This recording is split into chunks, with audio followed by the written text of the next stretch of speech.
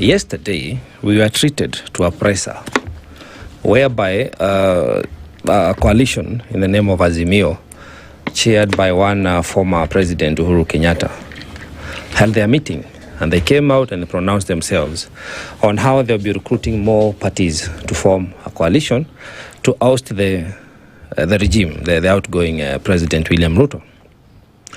My question is, you've rightly put it that what we need is an economic liberation, economic renaissance, for us to adjust the cost of living for everyone, for us to better the quality of life for every Kenyan, not for some tribe or for some sectors of the country, for everyone. These people, when you look at them, for a long time they have been the coalition of the deputies, because most of them were deputies. Then they became, now they've added on, they impeached, then they became the alternative government, the united opposition. They keep mutating.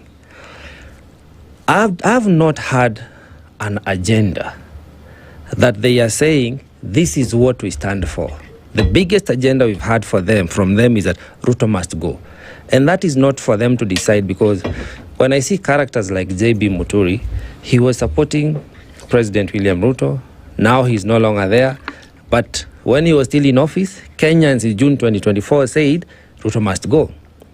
When you hear the Azimio reaching out to the DCP party leader, you wonder. The DCP party leader, was the impeached deputy president, was a deputy president when Kenyans were saying Zakayo Ashuke because the taxes were too high.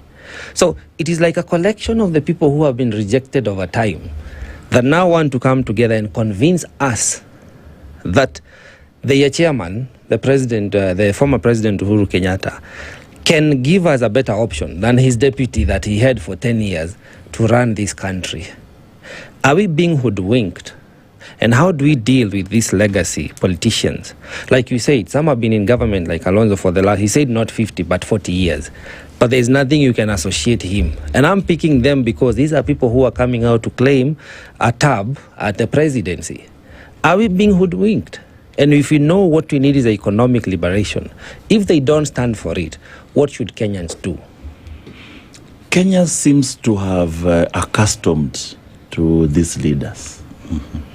So much so that when you try to argue differently, they say you are a mole. You are been sent to disrupt the status quo. You've been sent to cause disunity. Yes. In the opposition. Nobody wants to be questioned. Nobody wants to be criticized. And I'm just telling them, allow Caleb to criticize you so that to save the country from another mess. Because Ruto is going. Yes. That is no question about it. Ruto is going home. What we are discussing now is a person to occupy that seat next. And they must allow people to question them. They must allow people. It's like an interview. Yes. We have already agreed as a nation, Ruto is a wrong president. The whole country has agreed is going home. What we are discussing is who is going to occupy this seat so that we do not enter into another Ruto presidency. Then we start going to the street and they're singing so and the so must go. And I'm warning them. Right.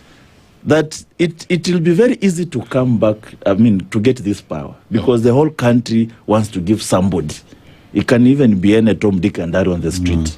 But I'm just warning them. If you do not allow Caleb to give you a warning shot and criticize you so that you correct early, a 1 week after swearing in, kuweka tu Biblia chini, so help me God. Na unaweka Biblia chini, people will be on the street telling you to go home. I'm warning them. So they rather listen to us. They rather listen to because there is a generation that has woken up and they are questioning. It doesn't matter whether Ruto goes home. Even the one who will occupy that seat, he will face the same wrath. In fact, it will not even take a week because you will be you are carrying the hope of a whole generation to change the mess that Ruto has done. Now, if you do not want to be given even ideas on how you are going to change this mess, and you don't want people to question you, you want just to carry your tribal cocoon. You are telling me, forget about carrying a tribal cocoon, forget boxing us. Somebody is telling you, end to mobilize kule wa lawyers, usipigie kelele hapa, how many lawyers are you bringing to the table? That is exactly where we want to go out from. That is the reason why we said we are a tribeless. That's the reason the Rek Masai was killed on the street. Yeah. Don't we respect these young people who sacrifice their life for a change? Why are we dancing on their